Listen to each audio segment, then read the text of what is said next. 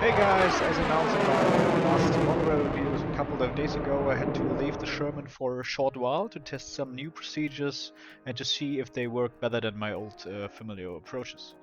This time I tried a completely new way of weathering the tracks, and I think the result is impressive. So here we go. In this part of the Sherman M4, we will be looking at the attachments such as the undercarriage, the rollers, the toolings, and the tracks. I hope you have a lot of fun. I would be happy about a comment, and if you like, a subscription. Click the button and let the channel continue to grow. Let's start with the rollers.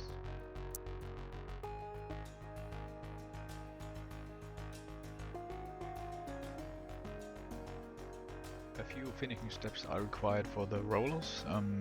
There are some casting residues on the running surfaces which you will need to remove with a file or sandpaper. For painting, I recommend that you place the parts on a toothpick or glue them to an old piece of plastic from the kit with a bit of super glue. This makes it much easier for you to paint these parts or work out details because you can handle them better this way. Now it's time to use your bottled color variants from the base coat. I hope you have bottled enough because they are incredibly important here to avoid any major color deviations in the model. So paint all the wheels with the 3 color shades. It's important to work from dark to light. Let everything dry well and then accentuate with interior green from AK, bolts and raised parts. I used a 5-0 brush so that you can work on fine details accurately. Paint the rubberized parts of the rollers with NATO black from AK and turn them to create a clean line. After at least 6 hours drying time, use a dark brown wash to further emphasize the components.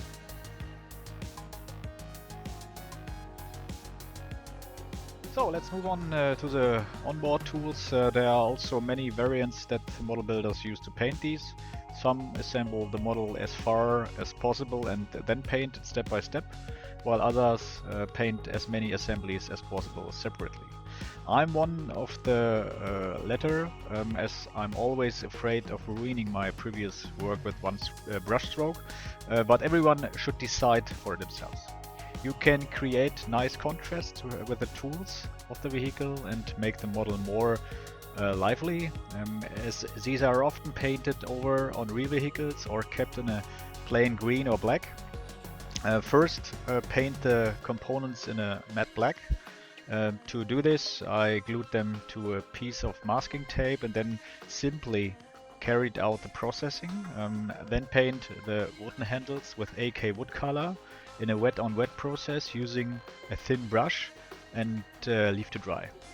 Repeat this process here and there until you like the effect.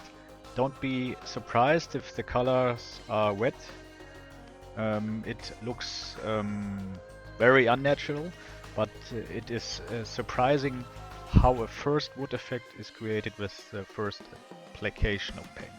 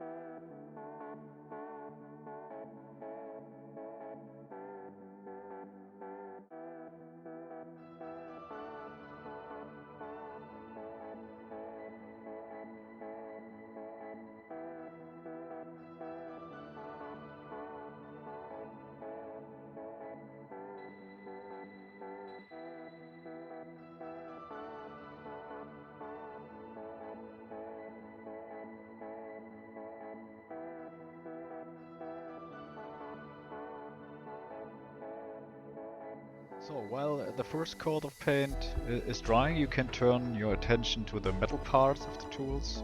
As the first shade of black looked too pale for me, I painted the shovel, hammer and pickaxe again with a matte black from ammo. You can also work with different shades of gray to create more contrast. The paint is applied using the wet on wet method so that you can create nice smooth transitions.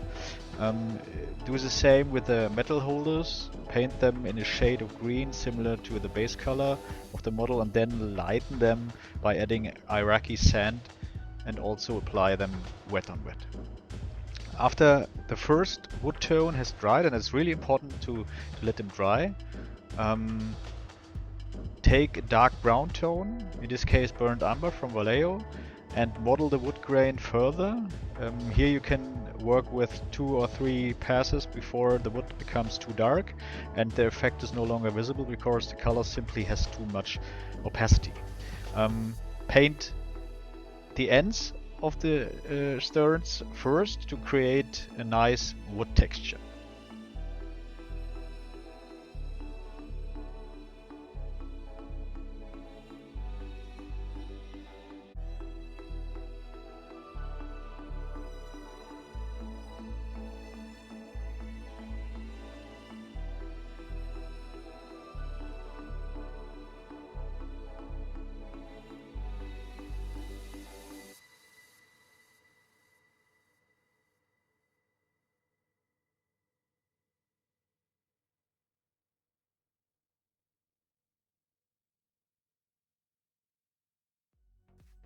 So, as the tools are often in use, the paint of the metal parts will flake off or there will be chippings on the edges. To do this, take either a small sponge or a 5-0 brush and paint the corresponding paint damage with metal tone. Try to see where the appliances are used. The front part of the shovel that goes into the ground will of course be much more worn. The hammer will be worn on the head side and the pickaxe will also be worn on the tips. Here you can model the chipping by dabbing. Allow everything to dry well and then glue it onto the model. I like to do this with a small old paintbrush, dabbing the glue under the assemblies to attach the parts, but always remember not to paint or dab, as this will of course dissolve the paint. If you don't want to do this, you can also use super glue.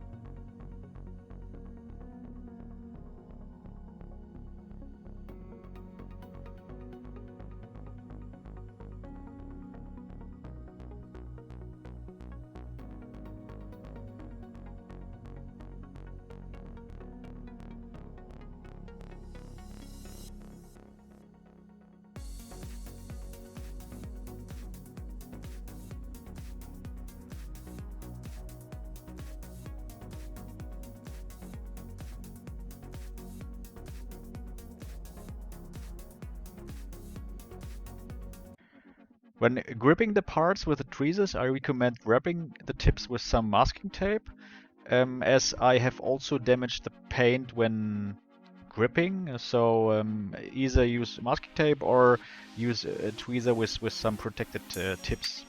That gives you more protection, or a little more protection, and allows you to work cleanly.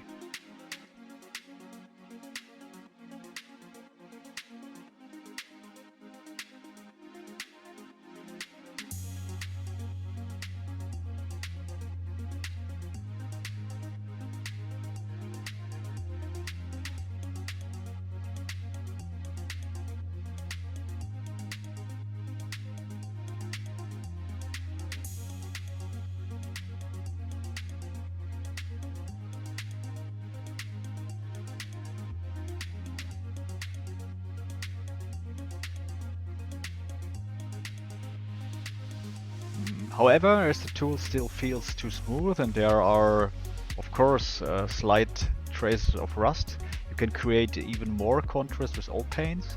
In this case, raw and burnt umber from Abteilung 502. Dab on and blend it with Odorless Thinner. Leave everything to dry for at least 2 or 3 days, and then apply a final wash of dark brown from AK and blend it into.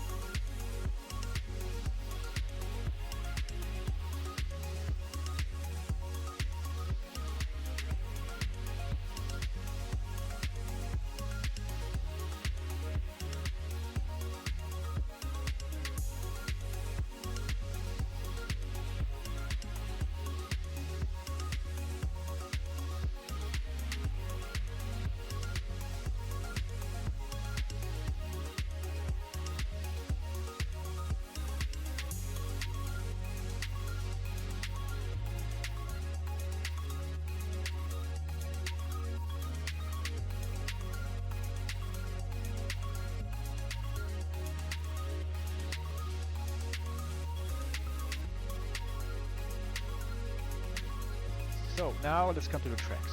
After working leather with washes and effects on the Puma and try to create the effects with the airbrush, I said to myself, let's give it a try.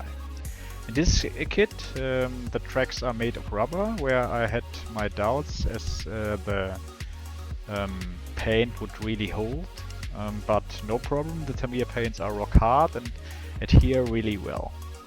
I recommend, or I still recommend, washing the tracks once with soapy water and then priming them with black.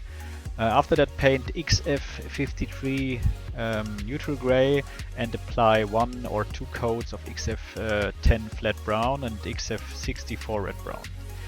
Leave everything to dry for a day and apply a first coat of AK Africa dust effect straight from the bottle.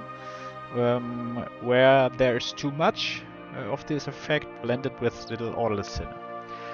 Let this dry well again and then apply another coat of AK dark brown and blend it if necessary.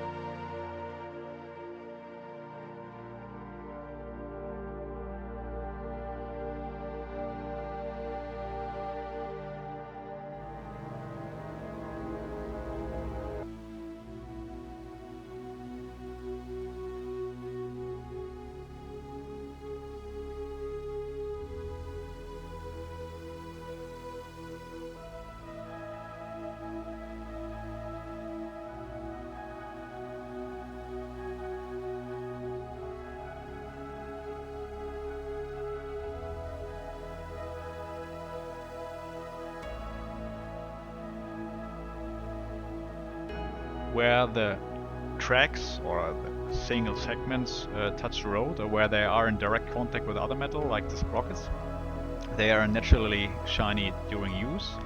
To do this, I mixed an aluminium clay with gunmetal and applied it with a fine brush. During the work, however, I realized that I somehow didn't like it too much. Not that the colors is bad, the rust tone is awesome in my opinion, but the track was too monochrome for me. Since the single segments appeared to be black and original, I decided without further ado to apply a small coat of black paint, in this case NATO Black from AK. And really important is to work in a wet condition. Let it dry and we'll have a really good effect over the rust tone. After that, you can highlight the surfaces again with a dry brush from ammo, silver tone, just to highlight the contact points of the tracks and the ground.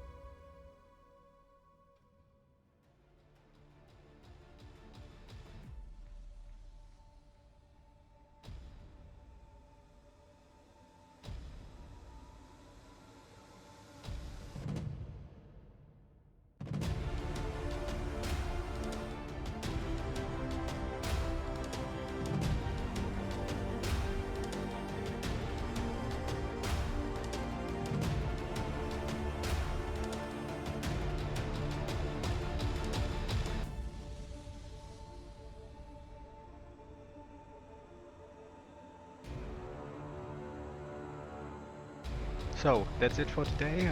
I hope you enjoyed it. Leave a comment, and if you like, subscribe. See you next time. Happy modeling.